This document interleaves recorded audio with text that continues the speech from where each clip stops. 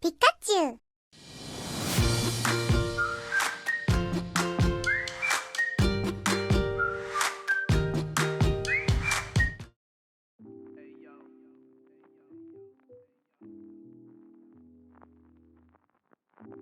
Hi guys! So I've asked some of you on Instagram if you have any questions about my work, and I've received a lot of very interesting questions. I will try my best to answer all of them today. So one of the encounters I have is with this girl on Instagram. She shared with me that she went through the mainstream education, which she struggled a lot in because she was a special student, and on the other hand, her brother went through special education and was able to assimilate into the program a lot easier. I feel that it's very humbling to hear about all these stories, and I'm really grateful for their willingness to be open about their struggles and share their stories with me. And as much as I know that we can never fully understand what they've been through, but I hope that we can all do our part to help them feel more included in our society. First question: where are you teaching and how is your experience? So I'm currently teaching in one of the special needs school. I feel that for special needs is quite different from mainstream schools because we have to work on a lot of things at different times. Okay, I'm not so sure for mainstream how they work, so I cannot really speak for them.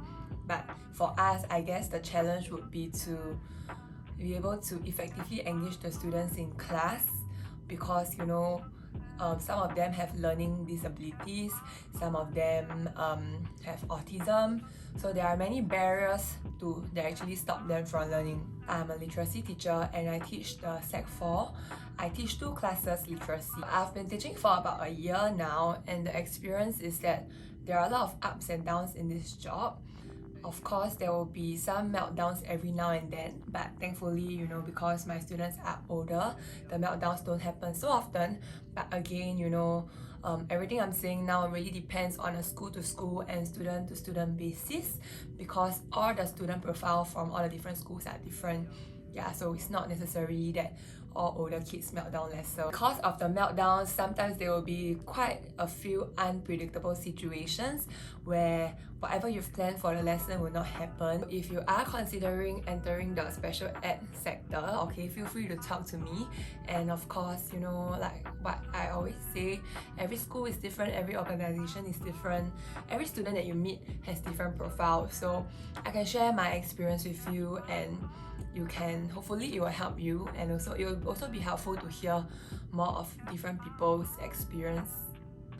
So the next question: how is the application process like? Did I try applying to other sped schools? For my current school, I applied through a job portal. I cannot remember, is it like SG Jobs or Career Government or JobStreet, but I think it's one of the government websites.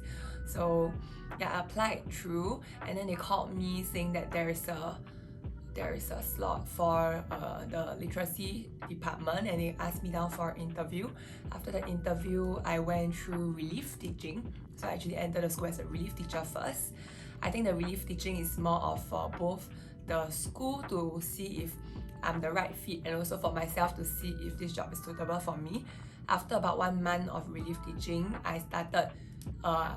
I went for my 3 months probation and I cleared the probation, and then now I'm currently a full-time teacher.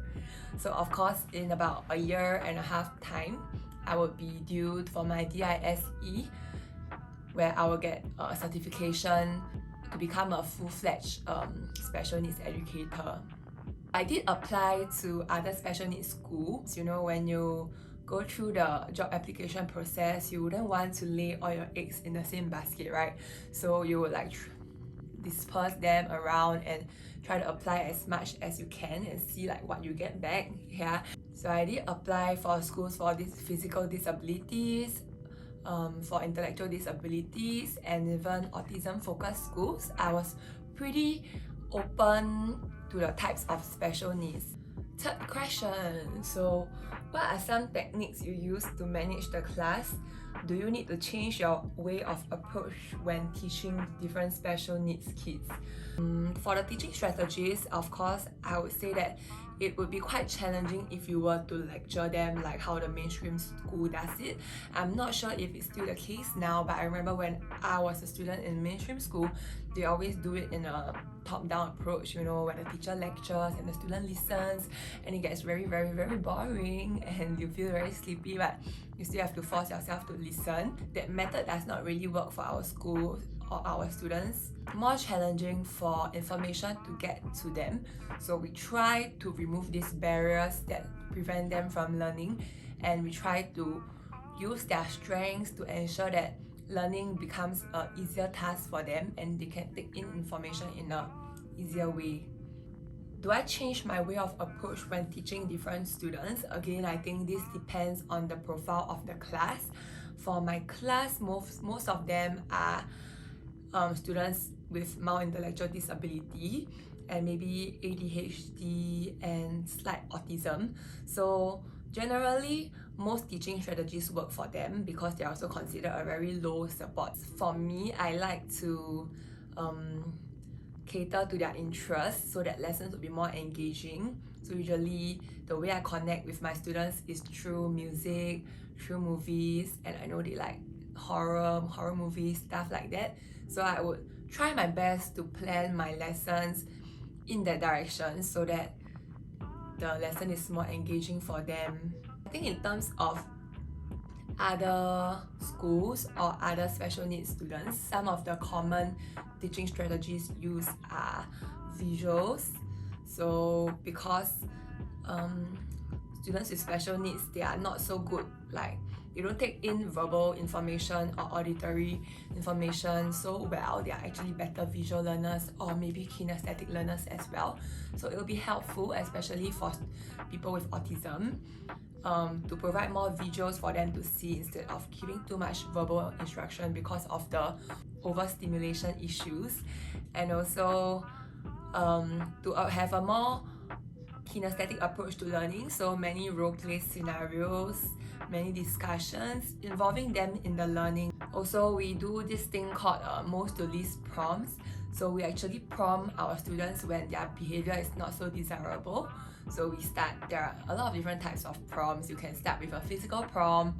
So as you can see, we not only focus on academics, but we focus on a lot of behavioral things also. Yeah, and behavioral and skills. Yes, and all this will help them pick up the academics in the end. Okay, next question. Am I a psychologist in practice? Answer is no. So I'm just a university graduate. I graduated with a double degree in psychology and sociology, which is why I'm in this field of work now. I do intend to pursue masters maybe after a few years of working experience, but nothing has been confirmed yet. I'll see how it goes. Yeah, and to be a psychologist, you actually need your masters in psychology. Okay, what has been the steepest learning curve for you? For me, because when I entered a job, I think it's the same for any other job. There's a lot of things to pick up, you know, the scheme of work, the different acronyms that they would use, and that really threw me off. And a lot of time I was alone, like I was the only teacher for the class. Being given that responsibility all of a sudden, I felt I felt a little bit stressed because, you know, so many people. I mean, okay, there are 12 students in my class, so there are 12 plus my partner class, 24 lives. I feel like lives I'm responsible for, even though I'm new and I don't really know what I'm doing. I'm not sure if I'm doing the right thing, and that huge amount of responsibility is quite a scary thing because I'm really afraid that, you know, I will teach the wrong thing and I will shortchange their learning, and I really don't wish for that to happen. Because I was taking over the class from another teacher, so in a way that I didn't meet the students since they were young, and then there were already certain rules and expectations set in class. It was quite difficult for me to continue them because, you know, different teachers have different teaching styles, and in a way I sort of have to continue with what the previous teacher had done. And it doesn't mean that the previous teacher did a bad job. It's just that, you know, different teachers have different teaching styles. So the students are used to the previous teacher's teaching style already, so it's quite difficult for them to get used to me sometimes. What do you wish that you known earlier? I feel that a lot of things, if we know earlier, of course there are like 10,000 better things we can do about it. Yeah, but I don't think there are any other specific things that I wish I could have done better, just because, you know, as cliche as it sounds, I believe everything happens for a reason at a certain point of time. So I believe that, you know, we are set up with this challenge that we have to overcome with whatever skills or whatever knowledge that we currently have, and we just have to face it. And if, you know, we don't have enough skills or knowledge, it just shows that we have to put in more work to fill in the gap and still make it happen in the end. So I think one mantra that I really go by is that you will never be fully ready and you will never ever be ready. So just go for it, because that's how you learn in the process. Now I've answered all the questions about being a special education teacher.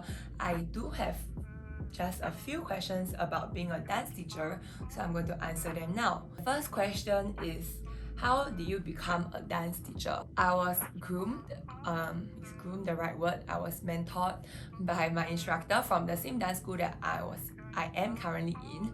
So yeah, at quite a young age, maybe since 17, that time I was still in junior college. So my instructor mentored me, and then I started to take on a few relief classes during my JC times, and once I graduated, I just started my own class, and then things just kept moving from there. Okay, the next one is a question asked by one of you. I'm exploring dance as a career. How much do you roughly earn, like roughly a range? Unfortunately, I can't tell you how much I earn, because this is quite sensitive, especially within this industry. There's a lot of company, and I think for most schools, they go by a per head system. So for every student that attends your class, you get a certain percentage of it, and it's usually capped by maybe the amount of students attending the class or the size of the studio. Especially now, you know, because of COVID, there is the social distancing, the safe distancing, so the number of people that you can actually pack in a studio is lesser. So I believe that the instructors will be earning lesser also. And I do know of another system is where instructors get paid per class. So I believe this happens more in like large scale events, maybe dance workshops, where they invite overseas instructors over, and then they'll probably have a package for them that includes all their accommodations, the teaching, lodging, eatings, I don't know, yeah, stuff like that. So if you are a dancer and you are an international dancer, I do believe that you can earn quite a lot traveling around to teach. Alright, so last question of the day. I hope it's not boring so far, okay? So how do you balance everything, teaching in school and teaching dance? Where does your energy come from? I always believe that if you want something, you got to do something about it. I grew up in a way that I was always greedy. I was greedy for a lot of things. I have a lot of passion. There's nothing I want to give up. I know people always talk about prioritizing, but you know, I was so stubborn that I never wanted to give up anything because I like everything so much. And of course, that resulted in me sometimes overworking and putting myself in a very tiring position. But I guess I'm not complaining because it's something that I enjoy. I feel that, I'm not sure if this is true, but I feel that compared to my peers or people of the same age, I do have a higher energy level than most of my friends. Yeah, so maybe that answers your question of like, how do I balance everything? How do I have the energy? Yeah, I just have a lot of energy. Yeah, and in terms of balancing, probably like, okay, if you were to see my day-to-day schedule, it's like quite hectic. It will be quite hard to imagine, but I actually do work on the train.